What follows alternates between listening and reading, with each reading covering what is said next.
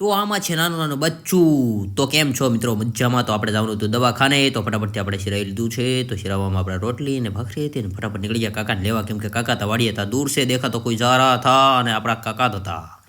અને પછી કાકાને બેલ લીધા ને ફટાફટ આવી ગયા ઘરે. તો ઘરે અહીંયા કાર્તિક કાકાએ મોરો આપી દીધો છે, પણ કાંઈ વાંધો નહીં. પછી આપણે ફટાફટ આવી ગયા પંપે. તો પંપે આપણે ગાડી પડી હતી, તો ફટાફટ આપણે ઇકો ચાલુ કરી, કાકાને બેલ લીધા અને પછી નીકળી ગયા. અને એટલાક માટે કાકાએ સડાવ્યા બે વફાના ગીત. તો કાંઈ હતું નહીં, તોય તો હું દુઃખમાં હોઈ ગયો હતો. તો કાંઈ વાંધો નહીં. પછી કાકાએ એનો માવો બનાવવાનું ચાલુ કરી દીધો, કેમ કે માવો વગર તો એને ઘડીકે ન હાલે.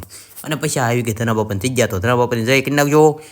અને આ ફાટક બંધ થવામાં હતું, તો આપણે ફટાફટથી નીકળી ગયા, કેમ કે આપણું નામ આવતું હતું એટલે ફાટક બંધ ન થયું. ખોટું કહું છું, આપણું નામ નહોતું થતું. ફટાફટ પી ગયા ટીમ્બી દવાખાને.